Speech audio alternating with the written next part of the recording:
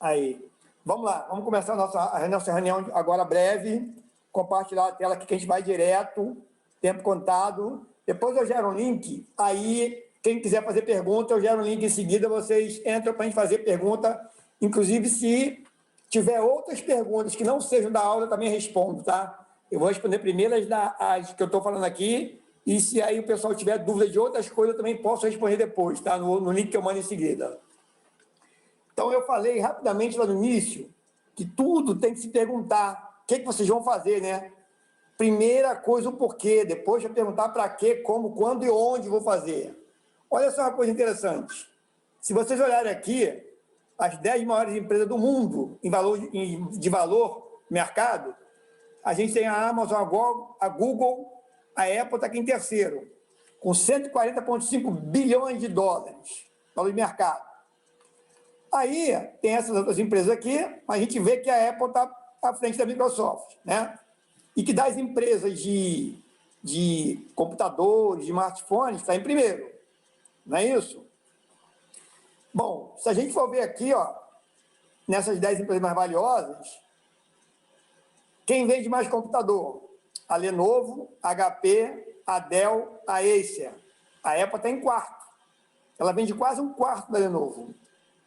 Ela vende menos da metade das outras aqui, ó, da Dell, da HP, né? E sim, em computador.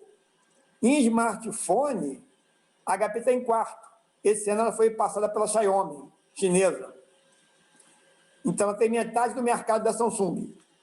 Mas, no entanto, a gente vê aqui que a Samsung tem 94 bilhões de valor de mercado e a Apple 140, né? E aí a gente vê que a Samsung está sempre primeiro, está aqui bem na frente da HP, tanto em computadores como em smartphone.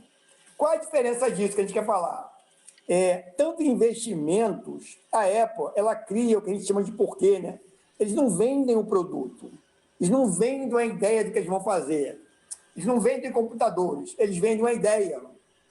E é o que a gente está tentando focar aqui. Quando você for investir, a maioria das pessoas, eu recebo pedido aí, vou investir nisso, vou investir naquilo, vou investir não sei o quê. Aí eu pergunto assim, por que você quer investir? Isso não tem resposta. Assim, para quando você quer esse dinheiro? Aí eu depois pergunto, para que você quer esse dinheiro? A pessoa não sabe.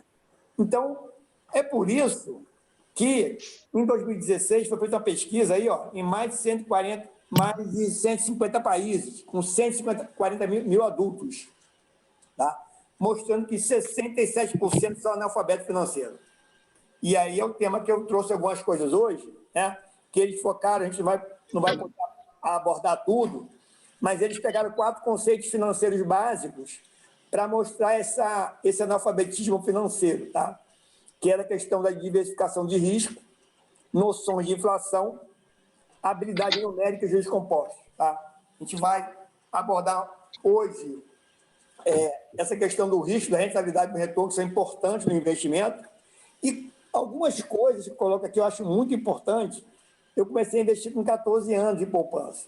Eu tenho mais de 25 anos investindo em vários instrumentos, poupança, renda fixa, CDB, fundo imobiliário, investimento no exterior, ações, enfim. E ano passado é que eu comecei a descobrir algumas coisas, né? Como que eu investi ao longo de vários anos de maneira errada, tá? Bom, vamos lá. O princípio de investimento principal e que o investidor normalmente às vezes não observa é que 3 coisas você tem que observar para você investir. A primeira coisa é o risco. A segunda coisa é o retorno. E a terceira coisa é a liquidez. Até alguma novidade, diferença de que alguém não tenha visto sobre isso? Se alguém não viu, tudo bem, mas alguém viu alguma diferença, alguma coisa a mais do que isso? Tá, beleza. Esse é o princípio básico. Só que, aí é que está o detalhe, né? O que é risco? O que é risco? Eu, ano passado, fui entender melhor o que era risco. Eu sempre me achei um investidor arrojado, né? Arrojado porque mercado de ações, eu investi em ações com valor muito mais substancial do capital. Existe uma coisa chamada portfólio de investimento, e eu era mais agressivo. Tá? Então, eu sempre fui mais arriscado, né? Buscando maiores retornos. E por quê? Porque eu tinha menor necessidade daquele dinheiro imediato, ou seja, menor liquidez. Tá?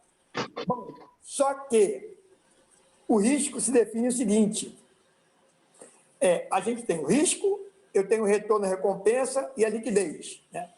E aí uma coisa interessante, que as pessoas às vezes não têm ciência, elas acham, por exemplo, que a poupança não tem risco, que o investimento X não tem risco. Todo investimento tem risco. E aí eu vou dar um exemplo que eu passei por ele e tem um outro fator que é difícil de explicar.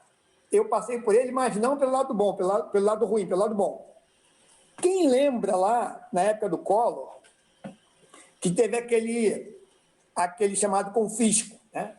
E quem tinha poupança que rendia até o dia 15 do mês, eu não sei se era até o dia 15 ou a partir do dia 15, agora diz com certeza, mas o dia 15 era a data que marcava a diferença. Você teria a rentabilidade do mês anterior, que foi 85%. E aí, quem tinha o vencimento da sua poupança após aquele dia, ou a partir daquele dia, não tenho certeza, faz muito tempo, você perdeu aquele rendimento de 85%. E aí você teve um rendimento baixinho, porque teve um congelamento lá, enfim. Bom, a minha poupança é do dia 12, e eu ganhei 85% integral. E aí as pessoas podem entender, hoje isso não é mais possível, tá? Fazer isso que ele fez lá atrás, não é possível hoje, mas antigamente podia. Então as pessoas podem entender que até poupança tem risco, tá? Todo investimento tem risco. Bom, para você ganhar mais, é óbvio que quem investe na bolsa, ele vai ter mais riscos. Por quê? As probabilidades, não são certezas, de ganhos são maiores. Você tem mais, o ganho é maior, é uma coisa errada. A probabilidade de ganho ser maior é correta, tá? Porque você pode ter perdas, tá? E isso aqui é o que diz a gente traduz em português, mas assim, o americano diz no free lunch, né? Não existe almoço grátis. Você não vai conseguir ganhar mais. Espera que tem gente aqui querendo entrar e eu não sei por que eu tenho que fazer isso, cara. Só um minuto, eu tenho que... Eu não sei por quê. Eu vou fazer um negócio aqui porque...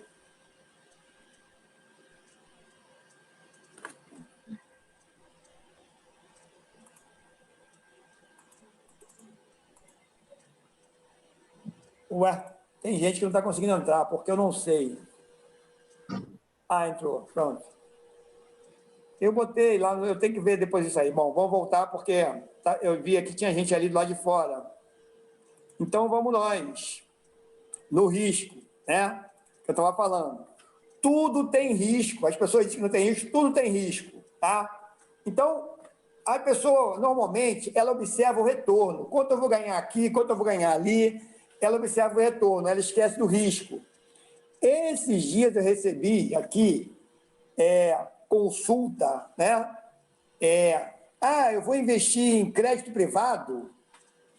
Aí eu peguei um exame meu, médico, hemograma, que é fácil, mandei. Você pode avaliar meu exame? Era uma médica. Aí ele olhou e falou assim, eu tenho que avaliar o contexto. Como é que eu vou avaliar esse exame aqui? Eu falei, não, é um exame de hemograma. Você pode avaliar para mim, só para dizer?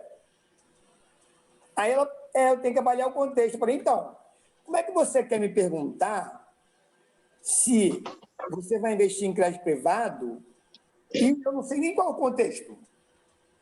Aí a pessoa, né, desmonta ou aí te questiona. O que acontece? Eu observei do ano passado para cá, e mais esse ano, nesse mesmo livro, que fala sobre risco, porque ano passado eu aprendi com um economista de mercado experiente, cara, comparou risco com incerteza. E não é diferente. É um detalhe, tá?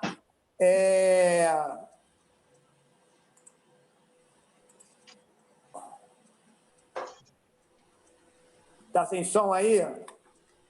Não. Tem alguém sem som com problema? Não. Não. Tá ok? Tá. Não, tinha alguém aqui aparecendo aqui para mim que estava sem som. Só para ver se alguém tem sem som. Aqui tá ligado o som, né? Não, tudo bem. Tá ok. Se alguém com problema aí, é só abrir o som e falar, tá? Eu estou aqui para fazer o mais rápido possível, a gente focar no assunto para terminar dentro de 35 minutos. Deixa eu voltar, então. E aí, vamos nós. Bom, então, o seguinte, a liquidez é um outro fator importante. Você pode querer o dinheiro amanhã, depois da manhã, enfim. O que é mais líquido? É aquilo que você tem mais facilidade de transformar em dinheiro. Então, caixa, a gente chama caixa, dinheiro em mão, conta corrente, investimento na Selic, que pouca gente aproveita isso, é simples, né?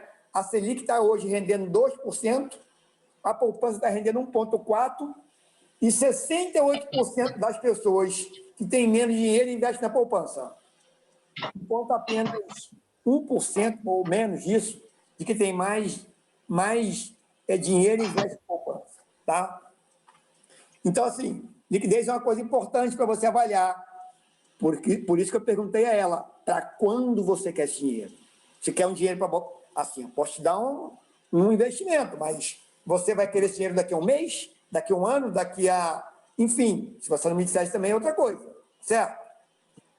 Outra coisa que eu aprendi, e isso foi assim, esse ano é um exemplo disso, tá?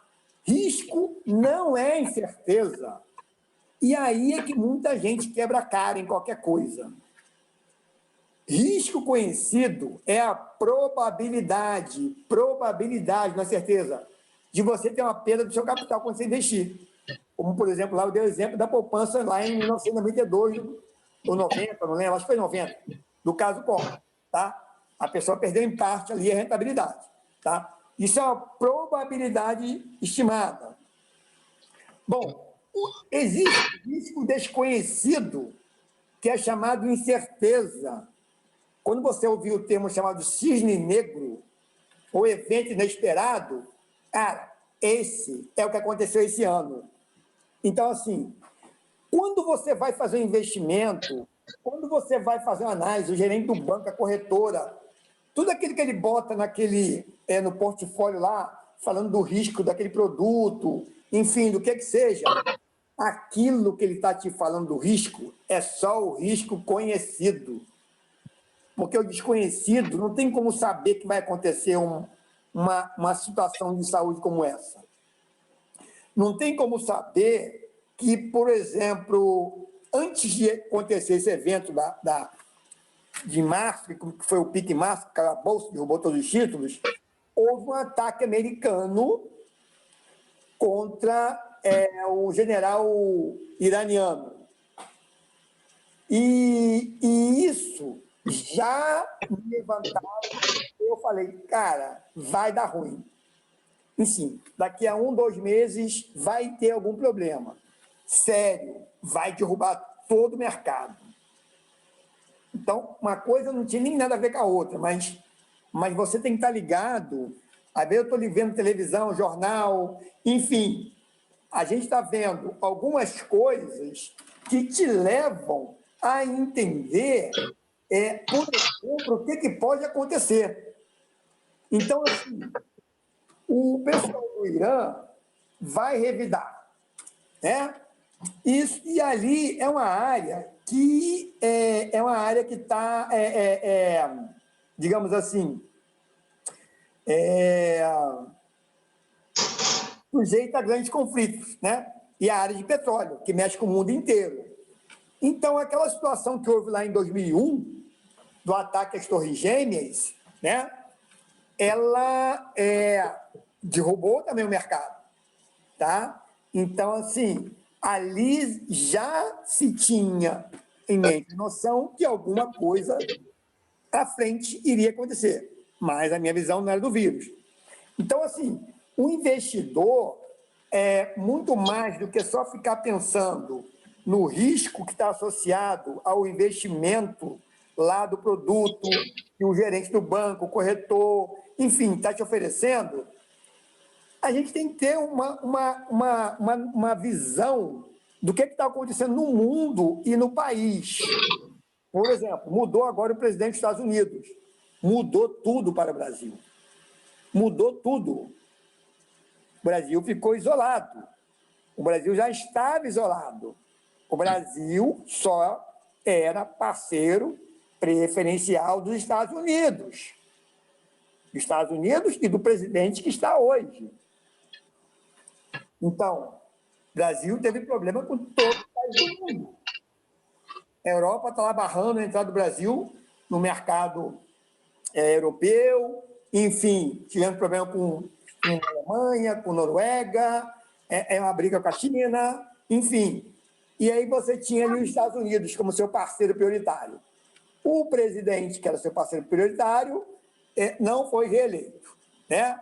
E aí entrou um presidente que já fez uma crítica ao Brasil na campanha dele. Então, os investimentos no Brasil vão caminhar para outro lugar. O país vai ter que mudar a sua rota. Essas coisas, elas até estão dentro de uma probabilidade estimada, mas são coisas muito mais difíceis de você prever, né? Muito mais difícil de você prever, tá? Claro que uma eleição, ela é um risco conhecido, porque, assim, o analista faz uma análise de se o presidente A ganhar, se o presidente B ganhar. É diferente de uma situação dessa que teve de saúde agora, o cara não tem como colocar isso, tá, na planilha dele, né, de análise. Então, tenha em mente, quando você analisar, a gente vai aprender isso na frente aqui, como é que faz análise de banco, de corretoras, nós vamos fazer análise de investimento, eu vou mostrar umas plataformas para vocês, essas plataformas você entra, você faz análise lá dentro, ali, tudo isso está considerando somente o risco conhecido, tá? O desconhecido, e que inclusive é o que dá muito mais dinheiro, é o que eu tentei falar desde o início, que às vezes algumas pessoas acham que uma viagem é a questão do emocional, é filosofia. Mas assim, eu estou lendo ainda o livro do Peter Drucker, do Jorge Soros, do Ray Dalio, de empresários brasileiros, de vários, assim, cara que, assim, pessoal que ganha dinheiro, ou que, enfim, que constrói riqueza, que é diferente uma da outra. Mas você nota que essas pessoas têm um emocional muito diferente. Elas falam, eu acho que a maioria não assistiu, enfim, mas quem pôde participar da Money Week, que foi aquela semana, que foram 2 eventos ao mesmo tempo, eu tive que adiar até a live por causa disso, porque foi Money Week, depois um outro, foi tudo junto. E o que eu mais ouvi nas palestras das pessoas que estavam lá, investidor de mercado, tem lá uma Carla Pfeiffer, ela tinha uma empresa de moda, ela é de moda, né? E ela estava com problemas financeiros na empresa. E ela precisava ela disse que foi estudar administração para poder melhorar a empresa dela, que ela precisava melhorar a administração. Aí acabou em administração, gostou do negócio da Bolsa, foi lá. Ela hoje tem uma empresa de investimento, de trader no mercado, uma empresa na Bolsa de Valores. Ela saiu de negócio de moda para a Bolsa de Valores. E ela, e mais uma outra menina lá jovem, e os 20 e pouco, falaram, e assim como todos os outros, cara, a coisa mais importante de qualquer investidor é o emocional. E ele falou assim, isso é difícil a gente falar com as pessoas, e explicar, mas é sensibilidade que você vai aprender com o tempo, tá? Então, vamos lá. Para fechar aqui, isso aqui é muito importante, analisar o risco de certeza. Eu vou dar um exemplo prático para vocês, tá? 2 exemplos práticos, assim, isso ganha dinheiro. Por exemplo, ações do BTG. Ano passado, teve uma operação da Polícia Federal, e lá que fez uma operação no BTG Pactual. Eu até acho que o André Esteves foi preso nessa operação. A ação do BTG tinha subido muito. Essa ação estava, se eu não me engano, estava uns 65, quase R$ 70 a ação. No dia lá da operação da Polícia Federal, a ação do BTG caiu para 45, mas caiu assim, ó, foi lá para o fundo. Só que quem conhece o BTG sabe que aquilo não é o preço da ação. Aquilo foi uma reação desse risco desconhecido e do susto, enfim, questões emocionais. O cara que é free, sabe, ele entrou e comprou a 45, ele fala, cara, eu vou comprar a 45, que ela vai, 1, 2 meses, 3, que seja 3 meses, ele falou assim, e não deu muito, ela voltou para 75. Então, assim, uma informação de mercado que você tem, uma notícia de jornal, uma operação na polícia, um presidente que ganha, enfim, isso tem impacto nos investimentos, e eu vou mostrar para vocês à frente, depois, na próxima live à frente, né? Assim, hoje nós estamos vendo um momento muito bom de dinheiro com renda fixa, coisa que eu também não sabia, só descobri do ano passado para cá, tá bom? Bom, para fechar, nós temos 3 tipos de risco. O de crédito, que é aquela empresa, aquele emissor, aquele banco que emitia um CDB para você, aquela empresa que você comprou o crédito privado. Cara, você emitiu um título, como a minha amiga pediu lá o crédito privado. Crédito privado de quem? É da Vale? É da Petrobras?